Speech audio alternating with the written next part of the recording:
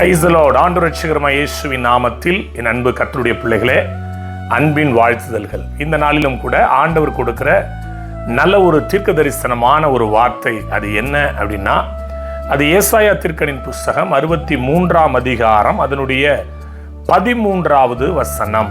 என்ன வசனம் அப்படின்னா, ஒரு குதிரை வனாந்தர வெளியிலே நடக்கிறது போல அவர்கள் இடராதபடிக்கு அவர்களை ஆழங்களில் நடக்க பண்ணினவர் எங்கே? ஏசாயா தீர்க்கதரிசி இப்படி கேட்கிறார். ஆழங்களில் ஒரு குதிரை நடந்து வர்றது போல, வனாந்தரத்தில் ஒரு குதிரை நடந்து வர்றது போல ஆழங்களில் எங்களை நடக்க பண்ணின கர்த்தர் எங்கே அப்படின்னு அவர் கேட்கிறார். நல்லா கவனிக்கணும்.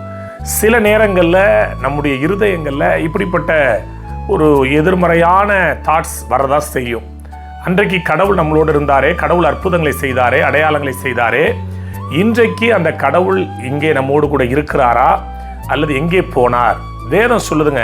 எசாயா தீர்க்க தரிசன புஸ்தகம் 52:6 கர்த்தர் சொல்றாரு, இதோ நான் இங்கே இருக்கிறேன், நான் உங்களோட தான் இருக்கிறேன், நான் உன்னை விட்டு விலகுவதும் இல்லை, உன்னை கை விடுவதும் இல்லை. எரேமியா தீர்க்க தரிசன புஸ்தகம் 1ஆம் அதிகாரம் 19ஆம் வசனத்துல, உன்னை ரட்சிக்கும்படி கர்த்தர் உன்னுடனே இருக்கிறார். என் அன்பு தேவனுடைய பிள்ளைகளே, நம்மை ஆழங்களில் நடக்க பண்ணினவர். எகிப்து ஜனத்தை ஆழங்களில் நடக்க பண்ணினார். ஒரு குதிரை வனாந்தரத்தில் நடந்து வருகிறது போல அன்றைக்கு ஜனங்கள் நடந்து வந்தார்கள். அப்படிப்பட்ட கடவுள் இன்றைக்கு எங்கே போய்விட்டார்? நல்லா கவனிக்கணும்.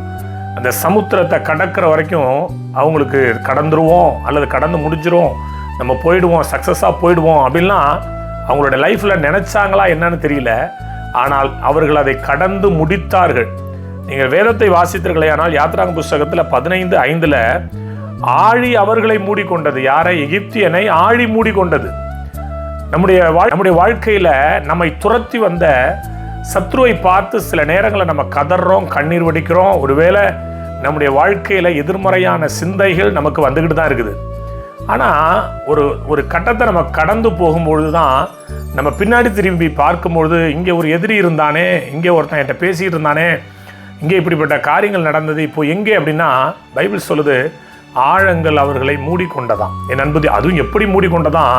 நீங்கள் வேதத்தில் வாசித்தீர்களேயானால், உமது காற்றை வீச பண்ணினீர், கடல் அவர்களை மூடிக்கொண்டது. கடல் அவர்களை மூடிக்கொண்டது. அதுவும் எப்படி மூடிக்கொண்டது என்று நீங்கள் வேதத்தில் வாசித்தீர்களேயானால், ஒரு கல்லை ஆழியிலே போட்டால் அந்த கல் எப்படி மூழ்கி போகுமோ, ஒரு ஈய குண்டை ஒரு தண்ணீரிலே போட்டால் எப்படி அது மூழ்கி போகுமோ, அப்படி நம்மை துரத்தி வந்த எகிப்தியன் மூழ்கி போனான். இந்த வருஷ கடைசியில் நம்ம இருக்கிறோம்.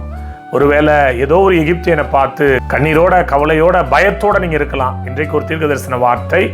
உங்களை தொடர்ந்து வந்த சத்துரு ஆழியில் மூழ்கடிக்கப்படுகிறான், ஆழியில் மூழ்கடிக்கப்படுவான். நீங்கள் ஒரு குதிரை வனாந்தரத்தில் நடந்து வருவது போல நீங்கள் நடந்து வந்து கர்த்தருடைய நாமத்தை துதிப்பீர்கள். இது கர்த்தர் உங்களுக்கு கொடுக்கிற தீர்க்க தரிசன வார்த்தை. கர்த்தர் தாமே உங்களை ஆசீர்வதிப்பாராக. நீங்கள் கடந்து வருவீர்கள், நீங்கள் ஜெயம் பெறுவீர்கள். உங்களை துரத்தினவன் ஆழியில் மூழ்கி போவான், உங்களை துரத்தினவன் ஆழியில் விழுந்த கல்லை போல மூழ்கி போவான். கர்த்தர் உங்களை ஆசீர்வதித்து உங்களை எவ்வளவு ஜனமாய் மாற்றி உங்களை ஆசீர்வதித்து உங்களை உயர்த்துவார். கர்த்தர் தாமே உங்களை நடத்துவாராக. God bless you all.